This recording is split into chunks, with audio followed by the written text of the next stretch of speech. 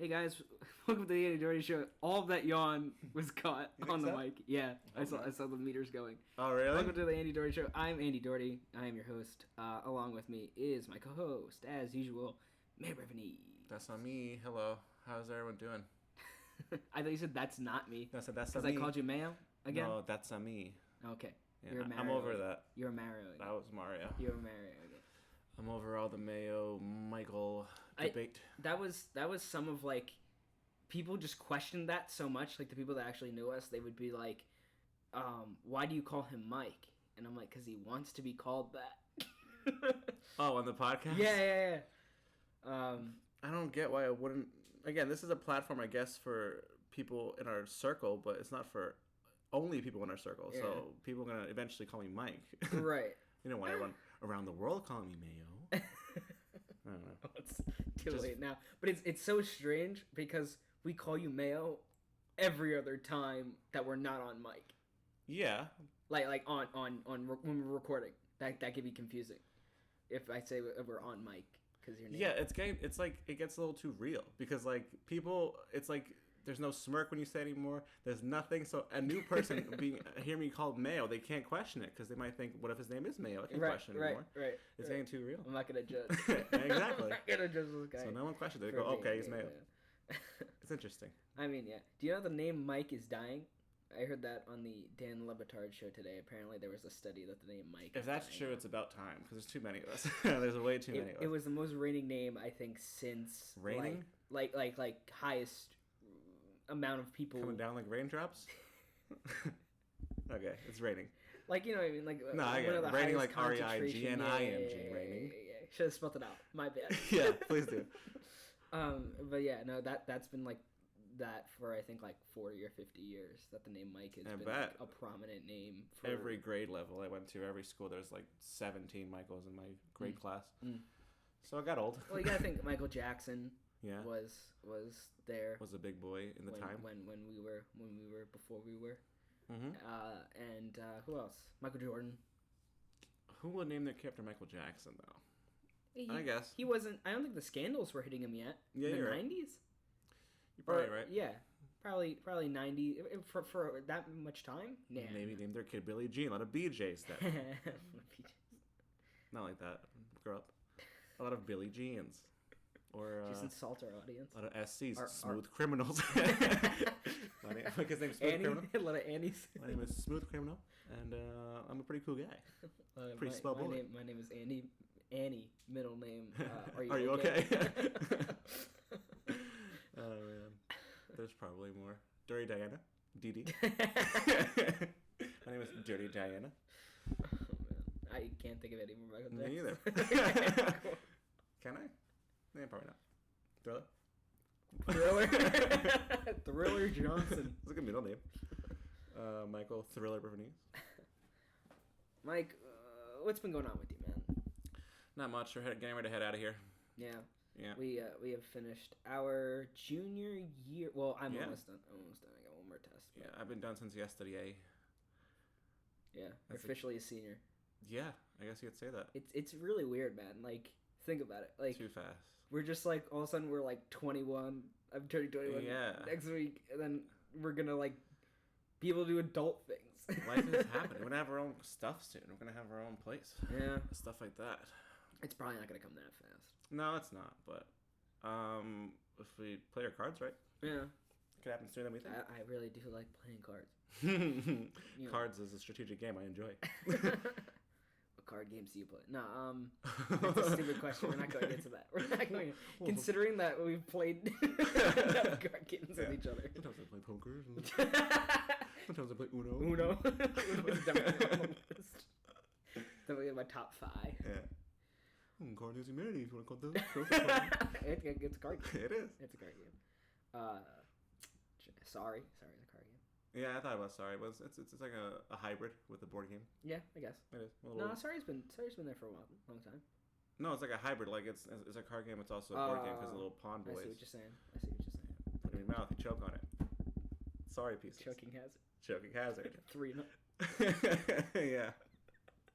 4 4 can handle it. 3 and up is that's a cutoff. Yeah, but you know what? That's probably safer because 4 be like, I'd be stupid to put this in my mouth. I'm not stupid. And they put it back down and they put it on the table. it's a smart 4-year-old. It's a very smart 4-year-old. He says stuff like stupid all the time because he wants to feel better about himself. God. Yeah, so just don't ask me how I'm doing. Oh, how you doing, Andy? I'm doing good. About to go home. So this is gonna be. I feel like this is gonna be an interesting summer. Okay. Because I think that I'm gonna try and figure out this podcast thing. I'm gonna like really throw up. I'm gonna really a little bit. Gross. I'm really gonna like try to experiment with this. Bring some new peeps on. And see where we go from there. Yeah, you get the Albany boys here. And you get the Long Islanders. Yeah. So, over there. Yeah, this is probably Mike's second, either last or second, depending on what we figure out to do. Yeah. Either last or second to last podcast for the summer. That's gonna be in these here table parts. Unless you come to my house. Unless I come to your house and I'll be a guest or be your co-host again. Yeah. Yeah. Can we go over my birthday debacle? Sure. Yeah. Let's hear it. So it's my 21st birthday next week, and my mom was like, "Hey, invite your friends, because you didn't just live with them for the past 6 months." Yeah. But I was like, "No, that sounds cool because like they get to come and hang out at the beach and it sounds and cool, be but it's at Memorial my house. Day weekend. People make plans. It's not my fault. It's not my your fault. It's unreal. It's not your fault. I wasn't controlling the way I was born. Yeah. I was supposed to be born in August. Oh yeah, you're right. August? August. Oh, they're doing like an gust of wind. Born early. I couldn't take it anymore. Yeah. Too claustrophobic. You're right. In that belly. You're supposed to be born of in my August. mother. That's very early. Yeah. Oh, happy Mother's Day to my mom. That was last week. I meant to say to everybody, I actually forgot to call as well. To all of them. You forgot to call? No, I called my mom and my sister. Oh, okay. But I didn't call my grandmother. I don't like making calls here. But yeah. Yeah. I didn't call them. It gets a lot. It gets a lot. It does get to be a lot. Because, see, like, my thing is like, oh, call me. Because I'll pick up. Or if not, I'll have the reminder there that you call. Mother's not going to call you on Mother's Day. That's true. Come on now. That's true. But I'm not just talking about Mother's Day. Yeah, in general. You're not going to call your whole family on Mother's Day. Only half of them I feel like mothers. I've ignored calls, though. I don't know. I just don't want to be on the phone here. I don't know. I'm kind of off it here. I mean, I guess. We don't really have private conversations because you can hear each other through the walls. That too. So, Makes it a little harder, yeah. So, like, if you're getting in a fight with, like, or you're arguing about something, that gets really kind of... I mean, I don't care at this point. Me as a person, I need to talk louder on the phone so people can actually hear me. That's true, too. Because I'm a mumbler. Oh, I was going to say, it's probably because my grandfather is very bad at hearing. Well, I mean, most people I talk to on the phone are not bad at hearing. I have a theory that he does not hear me at all. He called me Nick. Oh, no. Which is my cousin's name last week. That's not good. And, but everyone was over. So, like, I mean, I guess I get why he thought that. But then he just goes, oh yeah.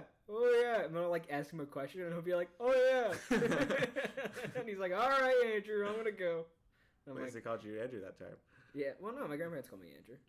No, at least he didn't call you Nick. Oh, yeah. Yeah, I thought you were like, oh. That's a thing. My grandparents call me Andrew. That's interesting. Yeah, because that's not even my real name. Nah, it is. It is. Jokes. No one calls me anything too weird. Well, it's the Michael versus Mike. Not really. Which you don't really have a preference on, so it's not like a... Not really. My sister calls me brother because I call her sis.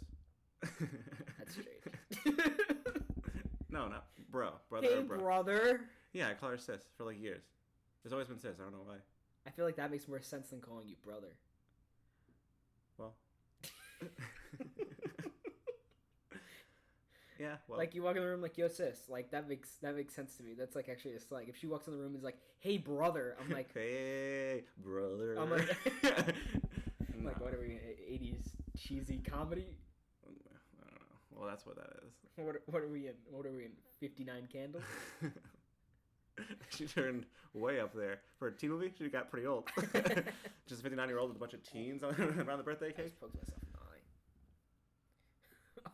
16 going on 59. Can you imagine? From 17 to 59, Yeah, they still forgot her birthday every single day. So celebrate her 16th birthday, which is her 59th. That's a good movie idea. That's a good movie idea. They celebrated all of her birthdays. It's called The Gap. Sponsored by The Gap? Watch The Gap. That's their tagline. Everybody's like, that's a terrible tagline. Watch The Gap. What, like watch the movie? Come see The Gap. WatchTheGapMovie.com. You can find out more details. Okay, so straight to website. Let's have a movie.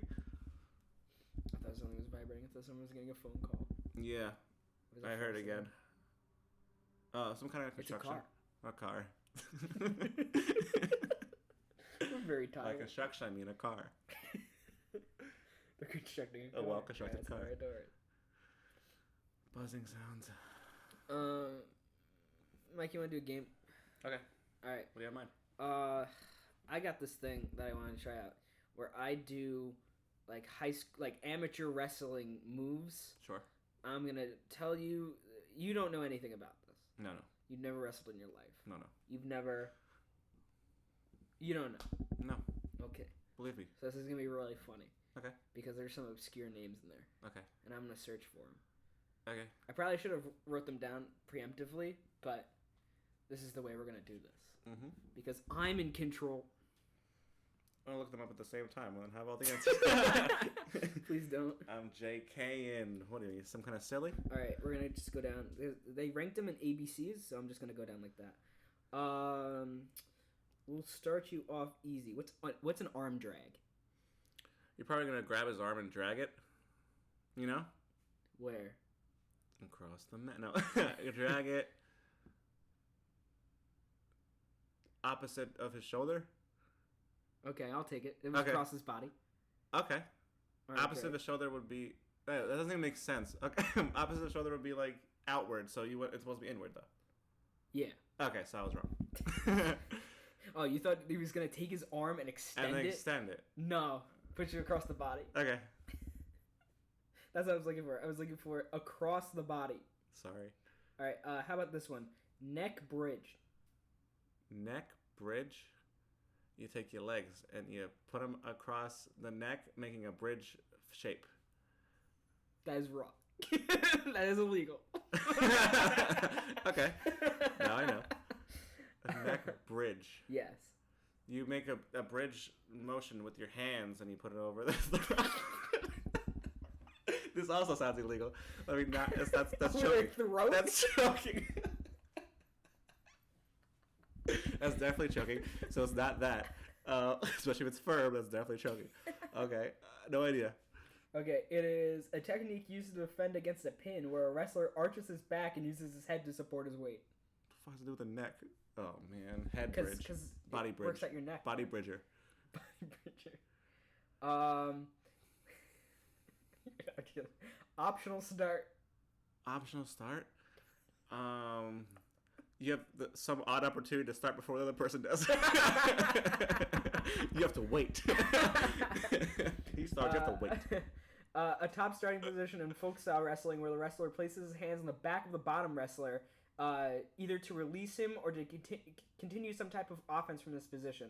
So, like, what you're doing is that, like, you're almost, like, letting them go. So it's like, let's say this dude's been terrible, like, you've taken him down 3 or 4 times, and, like, you know, he's like, oh, I'm gonna go down, and, like, when I get to choose what my position is, so he tries to go down to try and score more points, you're just gonna give him that 1 point, so that you can go back and attack and... Was this a Western?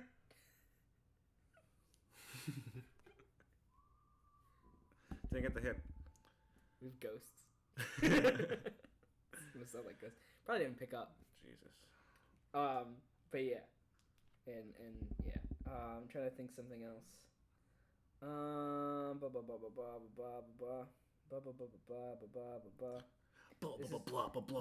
I know, it's a great filler. It is. These are really obvious. Riding. Oh no. Okay. The man is laying down his back missionary, and the other guy is standing. Missionary. Not missionary? Yeah, and then the other guy is sitting on like his lap, kind of, and Was he doing? However, he wants to inflict pain, or maybe pleasure. This is the term used to describe the act of staying on top and controlling one's opponent. Close enough. Whatever he wants to do to inflict pain or inflict pleasure. I'm right. Inflict pleasure. God damn it. Shoot. Finally get their gun out. End the whole thing. Or their own lives. Is that your actual guess? No. Alright, shoot. Oh man, you contort their body into a gun. And then boom boom. Pew pew into the audience. Yeah, and you see that Jimmy got shot the other day? Dude, put him right in a shoot. Put him right in a shoot. It's to take a penetration step towards an opponent and attempt to take the opponent down. Oof, I almost messed that one up. I don't think I get that, but sounds great. You're just stepping towards the opponent. Like you're going for a takedown. Okay. Whatever. Shoot. Okay. If you went, you just hear these terms just being yelled arbitrarily towards a person on the mat who's like, probably about 30% of them are actually going to do... Shoot. Ride. Penetrate. Yeah. There you go. You should be a wrestling coach, man. Good. How about sprawl? That's probably the one that I hear the most. Lay down and Sprawl. You spread your legs. No. No, you, sprawl. You get your opponent onto the mat and you sprawl out on top of him. A technique used to defend a takedown. It involves a defensive wrestler kicking his legs back in order to put pressure on the attacking wrestler to prevent him from being taken down. So you're kind of right. No, I was doing mine as an offensive thing, but if it was doing it as a defensive thing, it would be right, yeah. Right. So you're almost there. Sort of. I'm trying to see. I think this is enough because I feel like a lot of them are specific or like, you're gonna work it out. Work it. Work it. Okay, how about this one? What's a whizzer? A whizzer. Yes. Like you're a whizzer, Harry. Yeah, a Yes. whizzer. Is that when you pee on your opponent? Pretty sure it's a thing. I think I heard about that.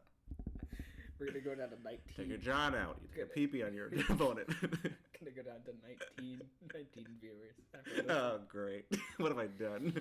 It's a type of tie that is used to defend leg attacks when the defensive wrestler hooks his arm over the top of his opponent in order to put pressure on him and keep him from taking down. So it's like a business tie? So like a fancy tie. Someone's coming in on you, like, right? So their arm is like around your waist, right? Yeah. So you're gonna hook under and then grab your hand and then push down. Uh-huh. And when you do that, when you're pushing down on him like this, great for a podcast. If you push him the way that the hook is, push him towards the hook. The hook brings you back. Yeah, almost. I ain't tell you a lie. And the hook. Okay. And pushes him out, and it prevents him from taking you down. That was a great game. I can kind of picture them. They can't, but I can kind of picture them. Do you like those terms, or those terms are good for you? Are they good for me in what way? Like, did they tickle your fancy, or not at all? They didn't tickle me. Oh man. Maybe they. I'm kind of gave me a little shove. Kind of upset that failed. Well, maybe a big wrestling fan after hearing those terms, I guess. I have some more comprehension. I thought that you would at least find them halfway funny. They're interesting. You didn't. They're very sexual terms.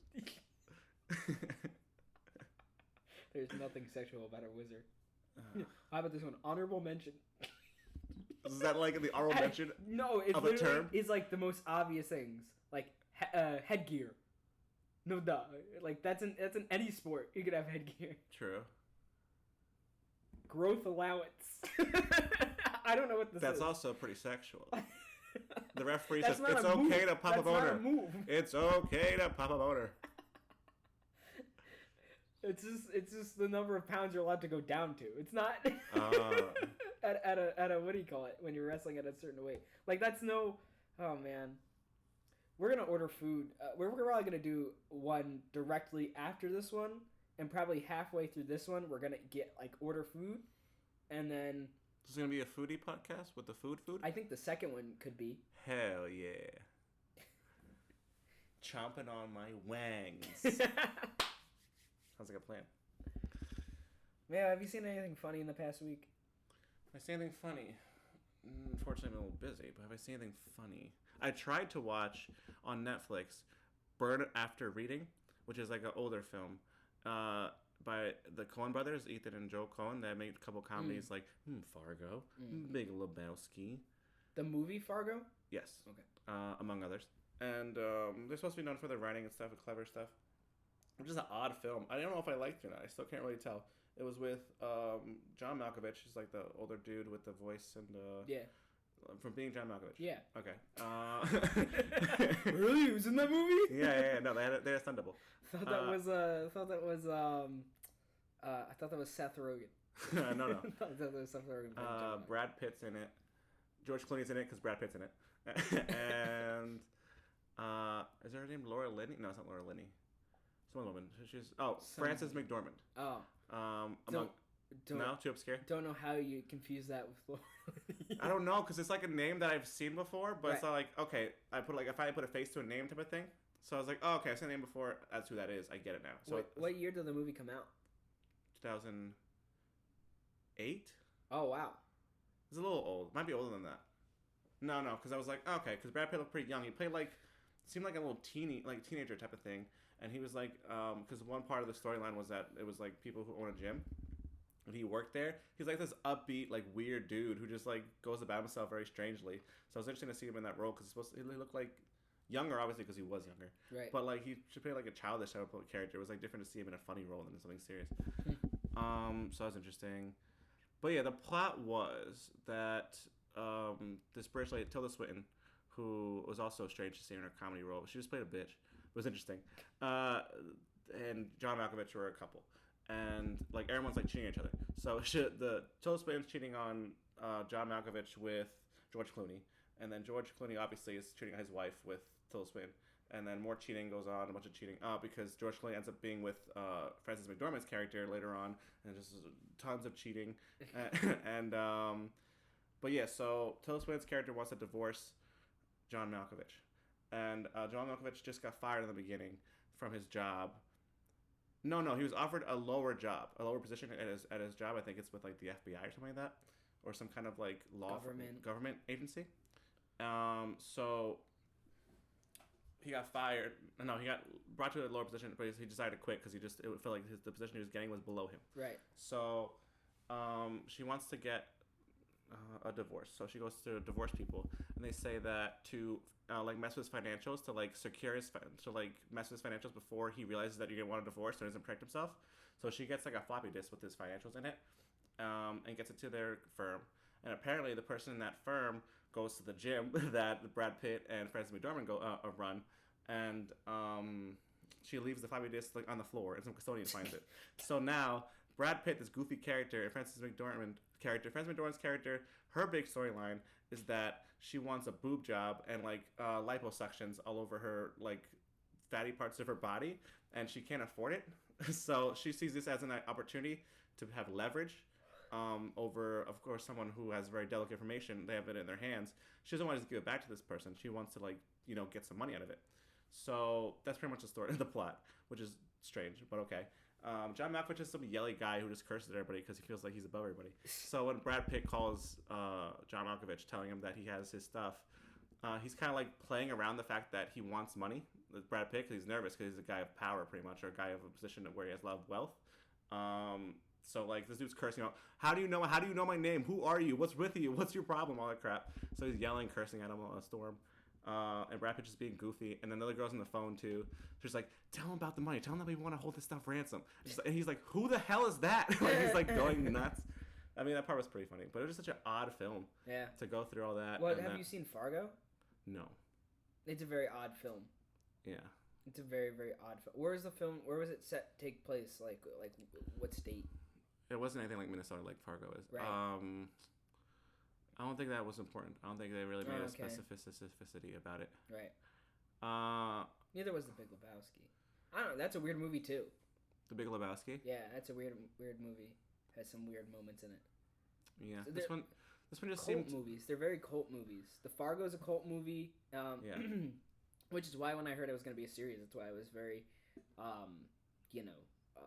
kind of surprised. I was upset and surprised. Yeah. Because I hate when movies go into shows like that. But I don't know if you guys are following this well, but I'll continue. So Tilda Swinton starts to tell George Clooney now that she says that I'm going to divorce John Malkovich, that like they want to be together now. So go divorce your wife as well. But he kind of still likes his wife. He's like finds her to be a great woman. He has no qualm with her. So like she goes off on a business trip, and then he kind of like pushes out of telling her that it's over. So like he like ends with saying like I love you and everything. Like he seems like everything's fine. So he lets her go, thinking everything's fine. Tilda Swinton gets on his case about it again. Whatever. But besides that, they move in together. They leave John Malkovich without keys to his own house, and they move in together. So Frances McDormand and Brad Pitt. Brad Pitt goes into the house to get because weird stuff. So they tried to get John Malkovich to give him the money, so obviously he won't. So Brad Pitt's trying to give him a hard time because he's the one who's on the phone. So the little girl doesn't really go up to him. She's kind of parked in the car behind him to see what happens. So Brad Pitt's trying to play a little tough. He's finally like trying to carry himself well. He's wearing a suit. Unlike the whole rest of the movie, he's wearing like a, what do you call those things? Like a suit jacket, like a little running jacket. Right. Yeah, with the outfit thing. And he's always like sipping a water bottle like from the side of his mouth. Like it's such a weird role he's in. But yeah, he comes in on a bike, but he's wearing a suit. So he's like, I'm gonna bring my bike anyway. She's like, okay, whatever. So he comes in on a bike. So he sits in John Malkovich's car, and he's trying to play around with him, trying to say I have money. He's like, you understand, like this is a felony. What you're doing right now? You're holding my stuff hostage, and you're blackmailing me. I could get you in so much trouble. He's like, can you just give me the money? I'm not gonna give you the information. Just give me money. So then John Malkovich punches him in the face, and then Brad Pitt gets out of the car offended. He's like, oh fine, whatever.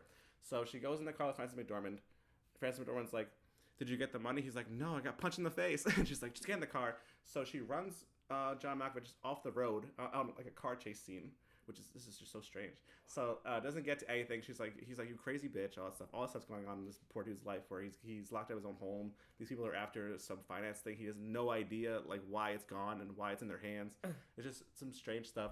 So what they do is to get more leverage because she's not getting her way and she's so obsessed with this boob job she wants to get with her liposuctions. She goes to the Russian embassy, which for some reason is close by them. So they go to the Russian embassy and tell them they have delicate information. So they show him the floppy disk and they tell him that there's much more where that came from because he wants to up the amount of money they give her. So they take the floppy disk, they confirm that it's actually legit, and they said, okay, we can help you. I also want to see the more stuff you have on this guy.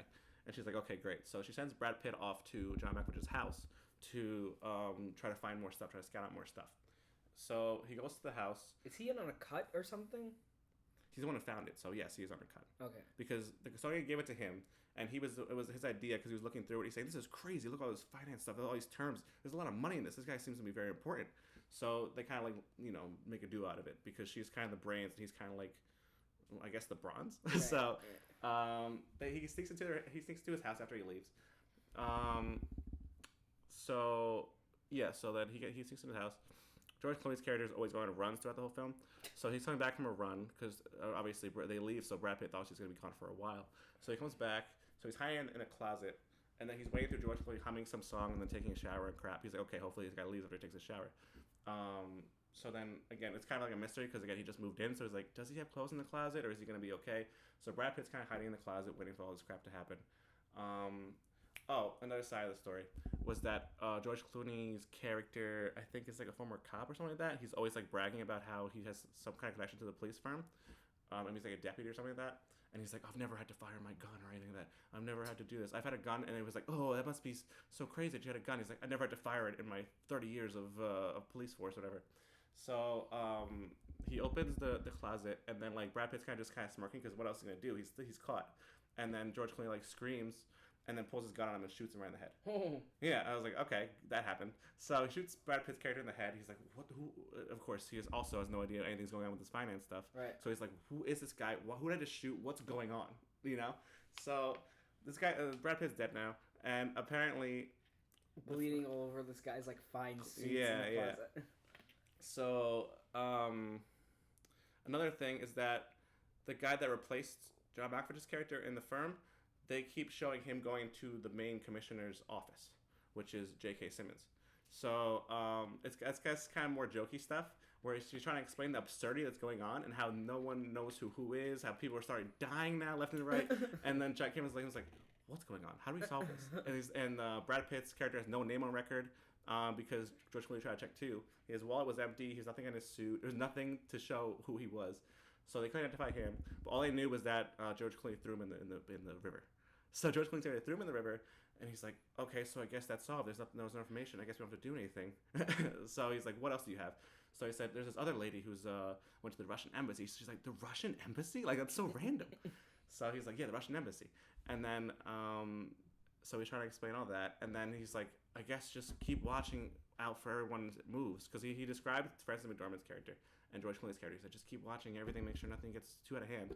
And he's How like, far were you into this movie that you stopped watching it? I didn't. Oh, you finished it? Yeah. I watched the whole thing. Okay. Because you said I didn't get it. You said I started to watch, and I'm like... No, I think I said I watched the whole thing. Oh, okay. Oh, I watched it. I'm just... Yeah, well, I watched it. Yeah. So I was like, oh, no, he watched like an hour and 10 of this movie. No, I and watched the whole thing. 20 minutes left. No, I watched the whole thing. So then Frances McDormand's character doesn't realize Brad Pitt's dead. She just knows that she sent him off to observe the house and nothing happened. So she thinks that someone took them. Like someone took him. So he goes to the Russian embassy and he's like, someone took Brad Pitt's character, I forget his name. Someone took him. Please help me find him. Someone took him. Do you know anything about this? She's like, I don't have your friend. So, yeah, so he's like, we don't have your friend. I can't help you. So she's like going out trying to find him. Another side story is that what is this? Yeah. What is this? How do you have that mental capacity? There's so much going on. We're in finals week, dude. Like, there's so much going on. Why would you throw yourself? Why would you throw yourself? I didn't know. I thought it was gonna be really simple comedy. No. Oh man. It was something. So another side story was that someone that she works with, the Frances McDormand's character, someone she works with like really likes her, and he keeps like dropping hints that he likes her because it's like he's trying to find. She's trying to like fix her body up, and she's like, "Oh, you look fine to me. Like maybe someone close to you in your life thinks you look beautiful." And she's like, "That's why I'm trying to find her on these online apps." He's like, "That's why I'm trying to find her on these online dating apps." Because she's like all over online dating, and she goes on like some crappy dates, and it's also haha so funny. So that type of thing. So she's like stringing this guy along, and then like he doesn't get the point that she's not interested. So she sends that poor guy off because she just wants to help her to John Malkovich's house again to try to get more online information because he could use computer stuff. So she sends him off to, just to have that happen. John Malkovich is like going nuts. He doesn't know what to do himself. I forgot where he ends up being after he got kicked out of his house. I think his boat, because he lives on a boat like with his dad sometimes. Something like that. His dad's like nothing. Like he's like blank faced. So John Malkovich talks to him, but he can't respond because I guess he's like some kind of paralysis. So nothing in the inside there going on. He just kind of like there. So he just kind of exists. So that guy kind of exists. He talks to him sometimes. They're on a ship. So sometimes they're on a ship now. That's part of the story. George Clooney ends up with the girl, Frances McDormand's character, from a dating app. Because this guy just can't stop being with girls. So so he's with Tilda Swinton, he's with his wife, and he's with Frances McDormand now. Just this whole game of cheating in this movie. It's so strange. So they're together, and they're trying to give each other advice or whatever to each other's life. And him only to her because she doesn't know that he has another two people in his life. So yeah, they comfort each other and crap. That's the only other connection to those two parts of the story. But whatever. Besides the fact that he shot Brad Pitt in the face. Yeah, so I guess we'll go to the end where what's his face goes back to his house because instead of getting keys, because he just decided to break into his own house. So he breaks the window, goes to his own house, tries to figure his whole shit out, and hears a noise in the basement. So he's like, wait, what's this? And then this whole thing where what's her face sent this her boy toy to the basement for find stuff happened so long ago that it's kind of like, oh, then who is in this house? So he goes down to the basement. It's the poor guy from her job, and then he just kind of like an innocent dude the whole movie. So he's like, what am I doing here? He's like, I was just trying to figure out something with your some finances stuff and stuff like that. He's all nervous. So he's like, it's guys like you that like. I'm in the predicament I am right now. Guys like you think they are in a position to do things that they shouldn't be doing. That they're obligated to do this because to mess with the bigger man or whatever. So I don't know if you're innocent. I don't know who you are, but like you put yourself in a position where I can't spare you type of thing. So he kills him. So but I think it ended up being a chase. Ended up being a chase because he threw something at him. I think he threw like a glass at him or something like that. So he got him. He got him in the basement. They went outside in the outdoors. What was he holding? Like something extreme. I think like John Malkovich was carrying like an axe or something like that from when he like hashed open the door. So he's carrying an axe, and then he takes it outside, and then he in the streets just beats this dude to death with an axe. Oh my god. So that happened as well. And again, the reason why these scenes that could happen with the whole FBI room and going to J.K. Simmons' character, the deputy, or whatever he is, the commissioner, is because throughout the movie, everyone's being followed for different reasons. So everyone's being followed. So John Malkovich's being followed because of his connection to the government offices and his just being fired. George Clooney's being followed because his wife is leaving him. And he finds that out eventually, and that's what makes him and Frances McDormand even closer at the end. He gets pissed because he finally gets in front of the guy who has been following him in his car a lot because he's been seeing him, but he just can't get a chance to like stop him because every time he sees the car turns away and leaves. So he finally got a hold of him. He's like, yeah, it was actually kind of funny. It was by car because his car was here. And then George Clooney was also in his car, so he kind of like he got out of his parallel park and just backed right into the spy guy's car, and then chased him down the street while he was weak. And they said, "Who do you work for?" He's like, "Blah blah, divorce attorney." He's like, "Divorce attorney? My wife wants a divorce." Meanwhile, he wants to ask for a divorce, and they show over to her business trip, and she's with another guy. So anyway, George Clooney's life sucks. Whatever. So he starts to get paranoid. Anyway, because of the whole car thing, where there's like a connection that he made to her, to Frances McDormand. Oh, because again, they were comforting each other throughout this whole thing. So Frances McDormand was telling him what was going on with her business partner, and she was describing what she had him do. She's like, I had Brad Pitt character go over the fence and go into John Malkovich's character's house, and she's like. And then what happened? And she said, oh, where was this? He's like, and showed the exact street number. It's just the same house. He's like, oh, shit, who are you? Type of thing. He's like, what's going on? Who are you? He started getting paranoid because people are following him. So he looked around. He saw everyone kind of staring at him because he's getting like really paranoid, obviously, because people are following him all the time. He just found out that this lady might be in on the reason why he like killed someone. And so he's like looking around. He's going all crazy. So the last time, which is the end of the movie, they go into the commissioner's office. The update is that George Clooney was stopped by the airport because he was trying to fly to Guatemala, I think, or some other country to escape all this paranoia he's doing. And he's like, you guys stopped him? Why don't you just let him go? He's like, he's going to escape. There's nothing to worry about after that, after he leaves the country. So he's like, let him go. He's like, don't hold him, but let him go. So that's solved. They're like, what do we do about John Malkovich? He just killed the dude. I think, what happens with John Malkovich at the end? That just doesn't matter anymore.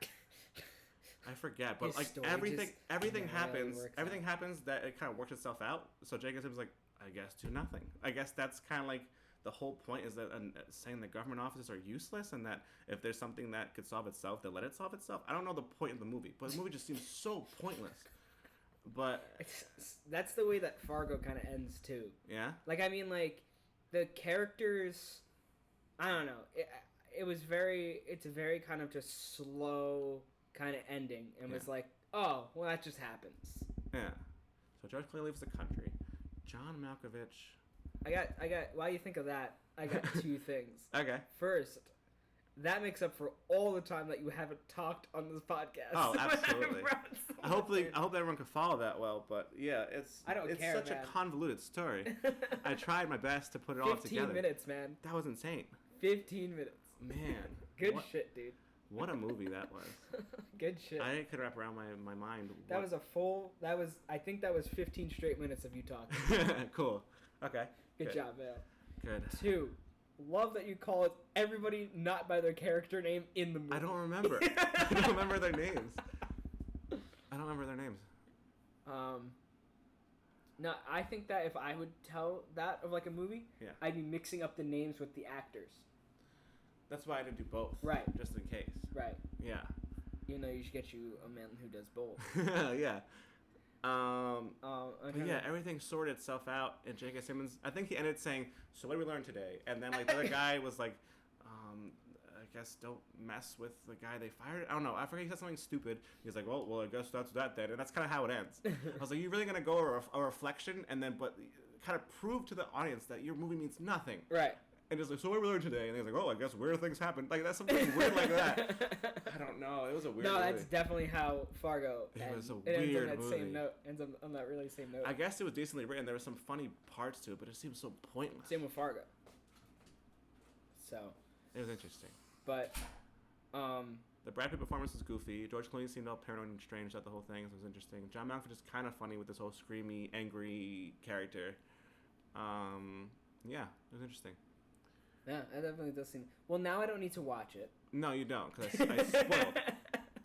I kind of wouldn't want you to. Spoiler alert. I kind of wouldn't want you to watch it. Right. It's not really worth watching. Well, you know what? I'm going to have a lot of free time this summer. You give it a game. If it's still on there. What happens when you have a lot of free time during the summer? You watch things you don't want to. You watch things you don't want to. Yeah. So, you can feel free to watch. I mean, you know what I've been doing? Actually, for like the past like couple weeks, I've just been rewatching old SourceFed videos. Right. Which the channel is dead.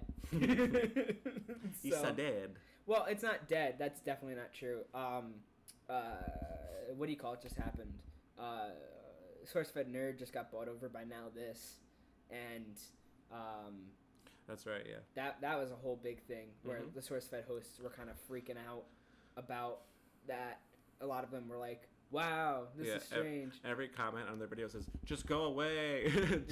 Just give up. Just go away. I mean, I don't know. It's just weird. It's the new hosts are very dry. I saw one video that actually some people in the comment section said they liked him too, but he was pretty good. He was like some black dude who like really went into research on I think something about Guardians of the Galaxy, and it was actually an interesting video. But the other ones are so dry and boring. I don't blame them for that. They've never done anything like this before. Look at the shoes they have to fill. You're right. Who was there? There were guys there. Sam Basher was there for 3-4 years. He was there since the creation of SourceFed Nerd. Mm-hmm. You know, he was there when it was birthed. Yeah. And he was there until it got sold. You know. So I guess they went the route of like, let's just be professional and not really try to be jokey and see people respect it, and people are just not respecting it. Well, the thing was that also in SourceFed they were also doing a lot of jokey stuff. You know what I mean? Where you got to see a lot of people's personality. Mm-hmm. You know, whereas this. You kind of like don't. No one's gotten really a chance to like get comfortable to these guys to see like what they are. You know what I mean? Nor they didn't want to because the comment sections have been so negative. Right. Which sucks because I don't know if someone would just kind of jumped on the scene and was like really good off the bat. If they would have got respect, I think even then. But how are you gonna do that? How are you gonna do that? Just find someone special, which takes luck. well, no, that or bring back old hosts. Yeah. Which is going to be the only way that was going to happen, which wasn't going to happen apparently. But. Yeah, because they got the company itself kind of shitty. They didn't consult anybody. So, like, even if they got the company already, they're like, okay, we own this. To go to someone's face and say, we own your company, we didn't consult you first. You want to just come to our company now? You have to do the prior part first. It would have been very different. And I think that if they would have went out and said, because there was that one guy that came out and was like, hey, you know, this is going to be Now This Nerd now. Mm-hmm. I think that as much as he was trying to be genuine and all the tough kind of stuff, he had to, you know, get through with that and all the hate that they were going to get anyway, just because it's people from SourceFed that were going to be hating on their videos. I think that, what do you call it? That him saying, I want to do the same stuff as SourceFed Nerd did, I feel like that really struck a nerve with me to be like, why did all these guys get fired? Real fast. I remember how the ending really was. John Malkovich, John Malkovich was put in jail for killing someone out on the streets. Perfect. So he's out of the question. And then the only thing left was the whole thing with the Russian embassy girl, Frances McDormand's character. Like, so what do we do about her? They said she would say that she knows nothing, that she would make herself not, she won't say anything to the public about what she's like knows about the floppy disk and everyone disappearing, all that stuff. She'd be silent if they paid for her boob job and her liposuction. Oh my god. And they're like, how much was it? She's like, oh no, about 1.5 grand or something like that. And she's like, pay it. And that's what J.K. Simmons was. And that's how it ended. So she got her stupid boob job and her liposuction. What the And then everything was kept silent, and that's how they resolved it. That's... And then they were like, oh, how this, what did we learn today? Type of shit. So don't watch this movie. It's so stupid. It's so pointless and stupid. Don't watch this movie. Unless you really like people. Anybody listening. Unless you really want to get behind someone who's kind of pathetic, gets on dating apps, and really, really wants some liposuction and boob job. There's a movie that has 7 different storylines going on at one time. Yeah. I mean, that's what you get with ensemble cast, but they just did it strangely. Oh, man. But yeah, go on. But, I don't know. That's where it really struck a nerve with me, was that they were like, we're going to try and do the same stuff. Yeah. Because why would you want to change that and start like it's almost hypocritical, because they're saying, oh, we want to you want to start fresh. Mm-hmm. If you want to start fresh, just make a channel called Now This Nerd and fund that and have 0 subscribers and start from the bottom. Mm-hmm. What they did was they took over SourceFed Nerd's channel, which had over 1 million subscribers, and then put in a new cast. So you're trying to start anew with the following that you already had, and that's where I think a lot of people get off of being angry at this. But like, I don't really know the following they had in the first place. I don't know anything about them. Yeah. Now this perfect by itself. Yeah. Now this I think has a pretty decent stuff. I think it got really, really popular over this last election period, and that's where I knew Now This from was a lot of stuff from like Facebook, and them doing political pieces on Facebook and small little videos like that. Okay. They were like, oh, we're going down to this place and interviewing a Trump supporter. And then they'd catch a Trump supporter doing something weird. And they were very, very, very, very, very liberal. One-sided. And I mean, most YouTube, at least, channels were. Right, but I feel like SourceFed, it didn't really mix in that much with it. Whereas Now This had that reputation. But I feel like they're dropping a lot of, screw you Trump stuff all the time. I think everybody was. Matt was very much fair. I think he tried to do some research on Hillary Clinton once, and it actually was something that's fair and balanced. Right. But everybody else was like, "Ooh, Trump sucks." But everybody was, because that's what that whole thing was, and then he started winning, and then everything changed. Because it was like a joke, and then it became real, and people were like, "Oh no, this is happening, isn't it?" Right. Type of thing. But even look at late night shows. Even they go right to Trump with the comedy stuff. God, we talk about Trump a lot on this podcast. Do we? I think this is the third time we. Third isn't a lot. Yeah, but I mean, we don't really go into depth with it. You know what I mean? We don't really actually state we keep at the our surface. Personal opinions, which I think is probably a good Yes, thing. yes. But we keep it just on the surface, yeah. Right, and just kind of overview of what's going down. But I don't know. I just felt that was very hypocritical to say we want to do the same stuff, but then we want to start over with the new cast. Because that doesn't make any sense to me, of why you would buy over a channel, keep nobody there, and then try to push these new hosts on 1 million people. Well, yeah, I mean, that's what it was. They want to push these hosts on new people, hoping that some of them would stay. I mean, I'm guessing they had, a nice amount more subscribers than Now This. So, okay, sure, we're going to piss people off. Sure, we're going to lose a lot of subscribers. But if we could retain some of them with impressive, output and impressive content, maybe we could do something with this. Yeah, I guess. I mean, I feel bad for these guys. I don't see how they could possibly thought that was going to work. I feel so bad for these hosts, though. Because not only they're looking down their comment section and they're seeing all... Because it's probably got to go on. I think there was maybe one good comment towards the hosts out of, the 50 comments asking for SourceFed people back. The first two were so back. weird. They didn't seem like they were ready to be on camera. The first two people I saw, they looked... But that adds to my point of, why would you not bring back the old hosts then? I don't know. They had some kind of plan that for some reason they thought that was going to work. Right. There was no way that was going to work. Right. With the way the internet is, how angry they are when something like this happens where there's like a switch over and then like really something new like this, you're really gonna do that to something that we held precious, you know what I mean? Right. That we held sacred. That's one thing. I might get out of the YouTube like I think I'll still post on YouTube, but I feel like with like the next couple things that I do, I hope it's video, because or like the video stuff. I'll probably still post the podcast on YouTube too, but I really want to start to go to like actual podcasting sites and like put my stuff up there. That'd be awesome. And then I don't know, just have YouTube not as a backup, but I don't know. Maybe we'll start making videos when I come back, or I may start making videos in the summer, and that stuff go up on YouTube. But you know, I mean, there's a whole algorithm to that kind of stuff, and I don't feel like getting into that. Really don't feel like getting into that because I got other stuff going on. You know what I mean? So, with that whole thing, because I was just listening to Ava Gordy's podcast with Nikki. Can't remember his last name, but it was called the Okay But What If podcast. Shout out to those guys. Please give me a shout back. But you know, she was talking about how they both were talking about how they went on these passion pieces and they didn't really get advertised as much as a quick little video they put out. Like she was saying, like the SourceFed video that I said goodbye to SourceFed from, you know, that's just me talking from the heart in front of a camera. That's really, I didn't really put nothing into that. Yeah. Whereas like a piece that I worked on for like a week and a half goes out, and that one doesn't get as much views or as much, you know, push to being a big thing. So like she's saying, like, you know, it's kind of like with the YouTube algorithm, at least, the way it's perceived is that it's like, you know, if you're making a video every day, you're going to do better than if you make your videos. It's quality over quantity. Okay. You know what I mean? Like, whereas people want to do more quality stuff to do what they're doing, they need to do more videos like every day as like a daily vlogger rather than being like a weekly vlogger.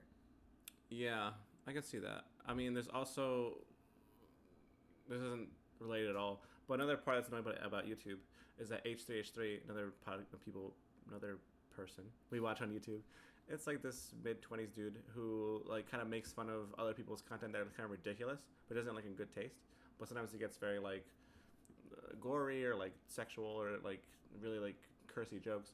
So YouTube's always all over him trying to like demonetize his stuff, and he's been getting like the worst.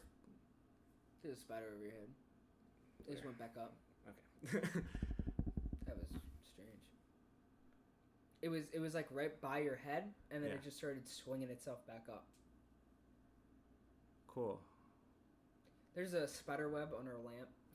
Yeah, we have a little what do they call these things? An overhead. What do they call these things? Yeah, with like a hole in the middle of it. Yeah. But go on. Sorry. So H3H3. He's been complaining for a long time that some of the things get demonetized because for whatever stupid reason, because YouTube always has these ways of having people, you know, keep their content in check so they could get like advertising things that advertisers can be proud of. So advertisers have been getting more control over what they monetize. So if anything has any resemblance of something that's like not suitable for kids, not suitable for all audiences, they'll get demonetized. So he's decided that the only thing he's going to post on his main channel is like vloggy type of things, which goes back to what you were saying. And then on his second channel, he's going to put more of his like normal reaction stuff or like his normal, you know, sketches that are more like inappropriate or whatever on there, because that's the only choice he has, or else he can't make content anymore because they won't be monetized. Right. Which is annoying because he's such a good producer. He's such a good, makes great content, and he's got to worry about being demonetized for wanting to do what he freely used to do without any issue. So that's always annoying to hear how H3 is frustrated with the YouTube stuff. Right. And there's another thing in that that also Ava Gordy and the guy Nikki was, I can't remember his last name. I should really look it up. My phone's right here. But they were talking about how YouTube lost a lot of its bigger sponsors. So people have been making like a significantly amount less money. Even like the big YouTube people, they're still probably making a decent amount of money, but they're making like a huge percentage of their money less than they would be if those sponsors were in place. Yeah. So it's getting kind of sucky now, because it's probably going to go back to, I remember something in high school when it was like, you know, oh, we're going to have to start subscribing and paying for YouTube, which like, you know, to access all of YouTube. And I remember being like, no, because I remember like, that a little bit. Yeah. And that was like a whole big scare, and then it kind of just went away.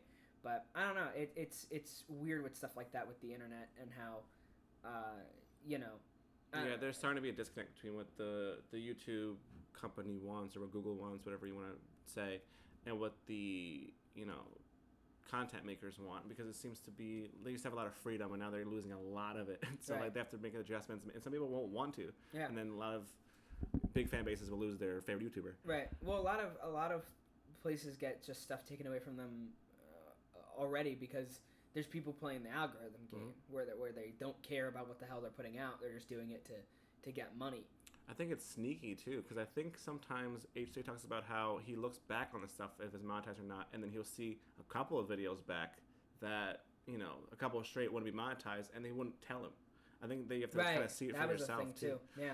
That there's like sneaky stuff. Like you gotta if there's someone making content, it's for their life, it's for their job. Right. You have to let them know if they're not getting the money that they should be getting. You know what I mean? So that's messed up too. And I don't like how people kind of like get on them and be like, oh, well, if you were, why don't you go and get yourself a real job? And it's kind of like, if a company was like, this is like the company, you know what I mean? Like, and YouTube gave them so much creative freedom that they probably wouldn't been able to express anywhere else. Yeah. And then it's like, oh, yeah, no, this thing that I've just been working tremendously hard on, where I make all my money, is just going to... But that could happen at a regular job, you know what I mean? So I don't get why. I give those guys kudos because they're putting a lot of...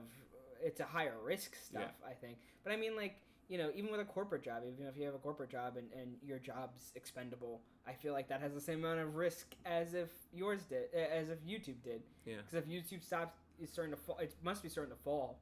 Or something's going on where they want to make more money. If that's happening to a company, they're going to downsize. That makes complete sense. But I don't know. You want to stop here and wait for our food? I mean, I just ordered. I was trying to be good with the timing. Oh, okay. What are we in? 56.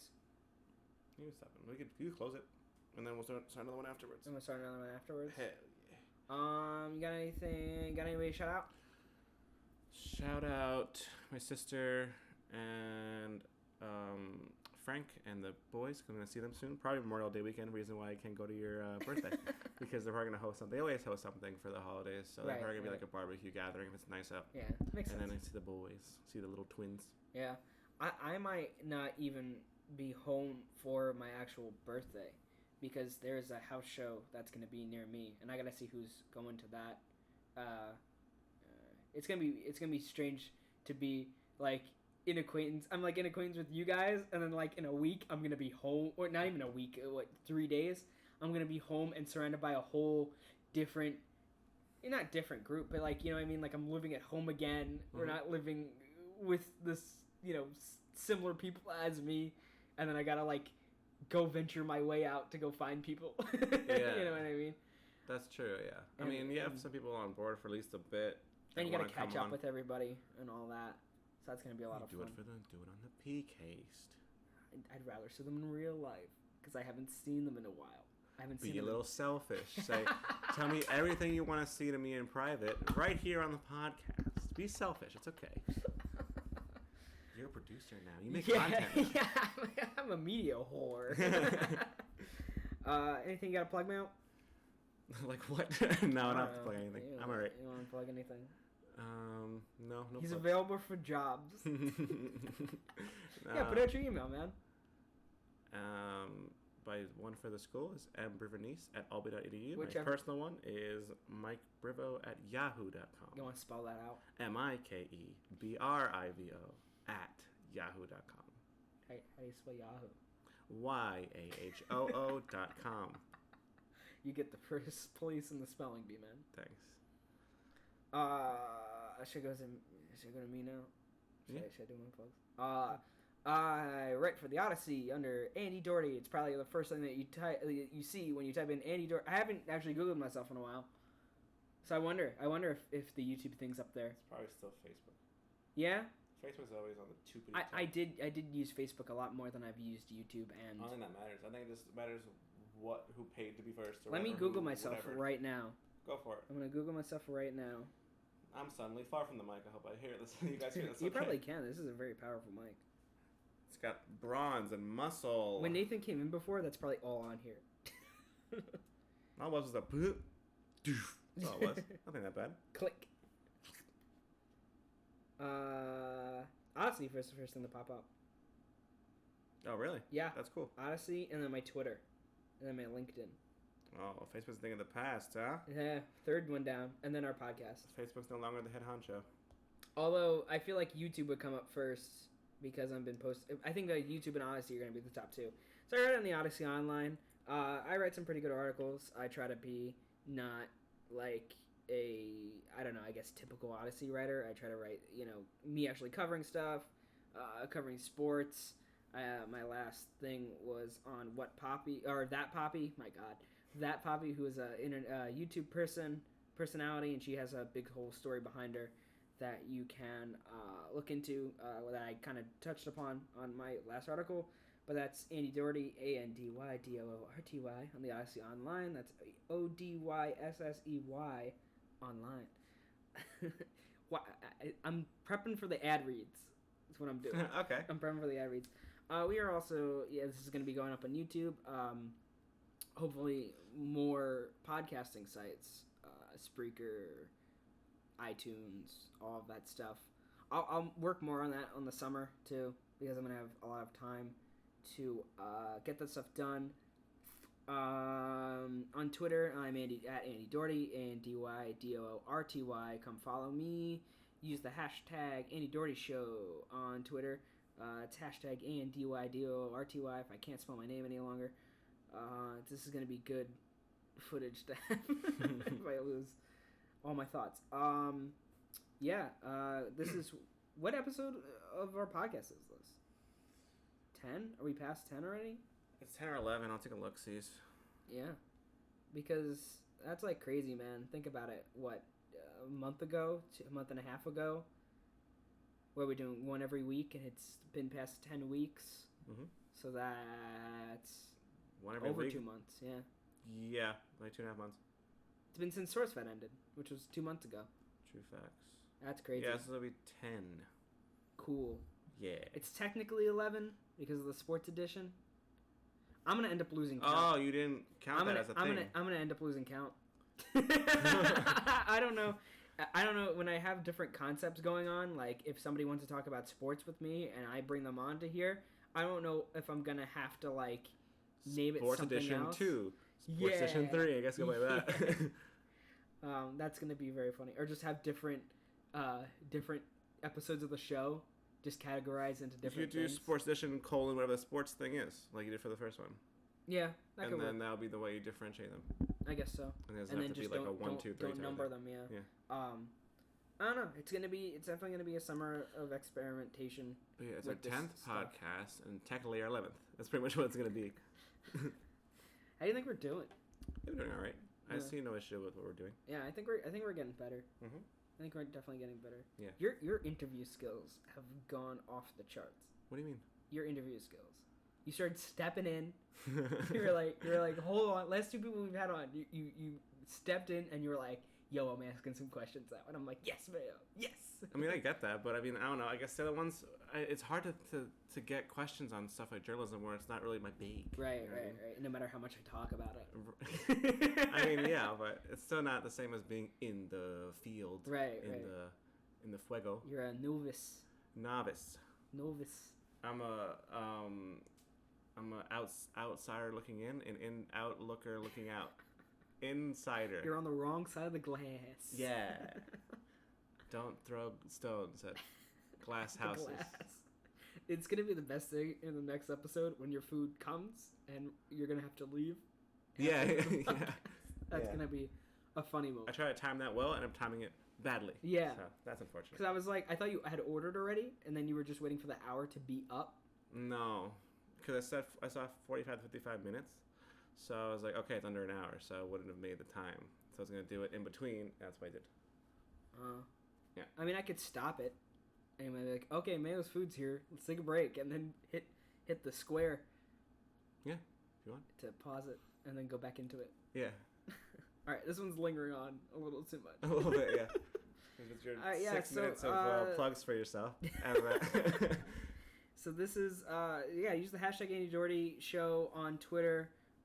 Send us questions on any social media site. You can find me. I've already spelled my name out 12 times, so I'm not going to do it again. And yeah, give us some comments, some ideas on what to talk about, all that kind of stuff. And we'll try to do that. All right. Bye. Bye.